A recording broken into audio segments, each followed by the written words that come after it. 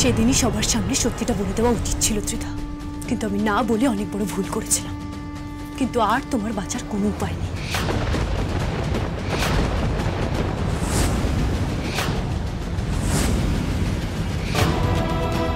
সুদীপকে একটু আগে তুমি ফোন করে জিজ্ঞেস করেছিলে যে ওর আর গঙ্গার বিয়ে হয়েছে কিনা। তার মানে এটাই প্রুভ হয়ে গেল যে তোমার সাথে যোগাযোগ আছে। এটা পুরোটা তুমি প্ল্যান করেছো ত্রিধা। এবার সত্যি কথাটা বলো ত্রিধা, এই সব কিছুর পেছনে কে ছিল? এই একটাই উপায় আছে তোমার শাস্তি কমানো, তাই সত্যি কথাটা চুপচাপ বলে দাও। সত্যি এটাই যে আমি কিচ্ছু করিনি, আর এসবের পেছনে কেউ নেই, আমি নির্দোষ, আমাকে ফাঁসানো হচ্ছে। বীর, ইয়েস ম্যাডাম। ত্রিধা এভাবে সত্যি কথা বলবে না, ওকে থানায় নিয়ে যাও জিজ্ঞাসাবাদ করার জন্য, আর ওর ওপর কড়া নজরদারি করবে। ওকে ম্যাডাম, নিয়ে যান ওকে। আমি বলছি তো আমি নির্দোষ, আপনারা এটা ভুল করছেন, ওই গঙ্গার কথা শুনে আপনারা ভুল করছেন। আমি কিছু করিনি, আপনারা জানেন না কোনো কত বড় একটা বিষয়। আমাকে ছেড়ে দিন ম্যাডাম, আমার বাবা খুবই অসুস্থ। বাবা যদি জানতে পারে আমাকে পুলিশে ধরে নিয়ে গেছে তাহলে আর বাঁচবে না। বীর, সুদীপকেও নিয়ে যাও, আর ওর বাবাকে ডাক্তার দেখানোর ব্যবস্থা করো, যাও। ওকে ম্যাডাম, এসো।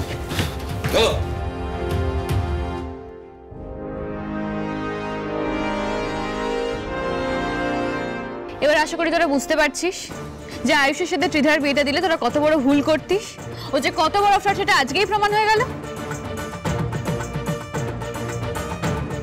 কিন্তু মনি, রাহুল দুটি যা করেছে সেটা পরিবারের কথা ভেবেই করেছে।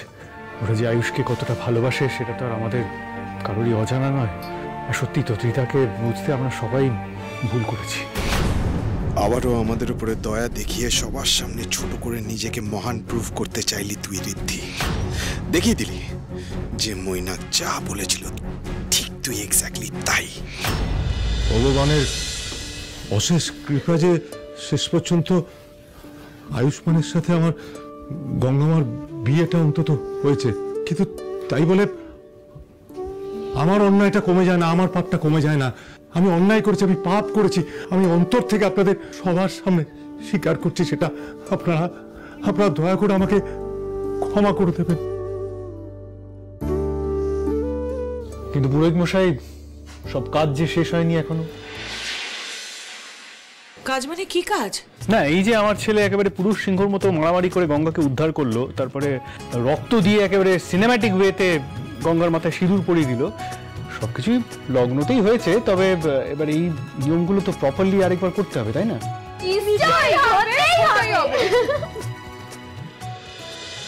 এখন যতই খুশি হন আয়ুষ্মান বাবু, এত সহজে আমি কিছুতেই ভুলতে পারবো না যে আপনি কিভাবে আমায় অবিশ্বাস করে তখন মুখ ফিরিয়ে নিয়েছিলেন।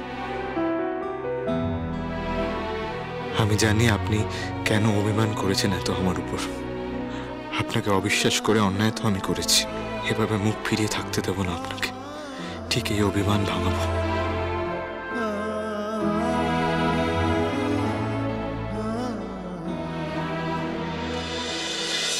চলো, সবাইকে রেডি হতে হবে তো।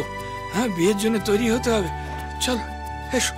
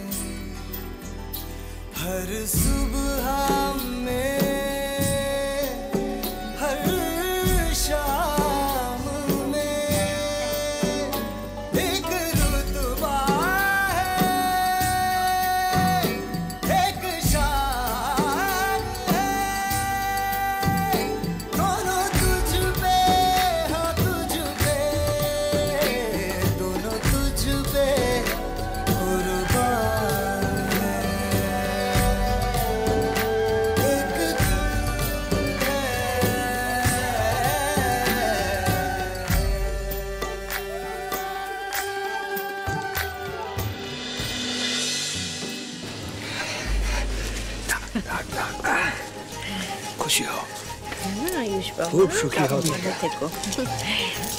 আচ্ছা, আমি কি খুশি হয়েছি তোমাদের আমি বলে বোঝাতে পারবো না। সবকিছু যে ভালোই ভালোই মিটে গেছে দেখো, এর জন্য আমি আজীবন মা জগদ্ধাত্রীর কাছে কৃতজ্ঞ থাকবো।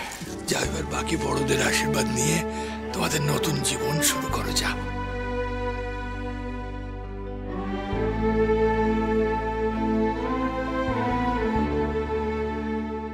না না, আগে আমাকে নয়, আগে ঋদ্ধিমান বাবু আর রুক্মিণী ম্যাডামের আশীর্বাদ নাও। ওনারা না থাকলে এই বিয়েটা সম্ভব হতো না। যাও মা, যাও।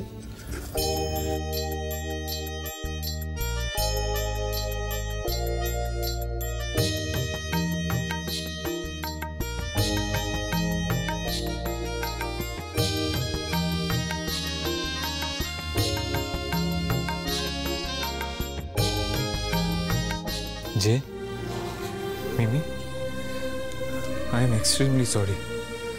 তখন তোমাদের কথা না শুনে বেরিয়ে চলে গেছিলাম, তোমাদের হার্ট করেছিলাম। সেটার জন্য আমি মন থেকে ক্ষমা চাইছি। যাই হোক, যে শোনো না মিমি, আর আমি জানি আমার মিমি আর যে আমাকে আশীর্বাদ করবে না, এটা হতে পারে? আসো।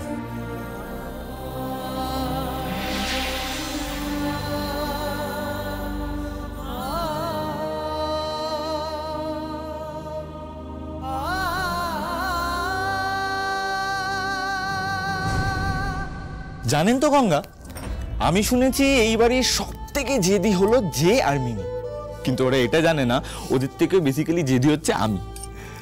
আর মাম্মাম আর বাবার থেকেই শুধু আমি আশীর্বাদ নেবো, এটা হতে পারে? যে মানুষগুলো আমাকে ছোটবেলা থেকে বড় করেছে তাদের থেকে আমি আশীর্বাদ নেব না? এবার আর রাগ করে থেকো না তো, এবার চট করে আমাকে আশীর্বাদ করে দাও তো দেখি। আয়ুষ্মান বাবু একদম ঠিক কথা বলেছেন। আপনাদের আশীর্বাদ ছাড়া এই বিয়ে অসম্পূর্ণ থেকে যাবে। মিমি যেও না, শোনো মিমি,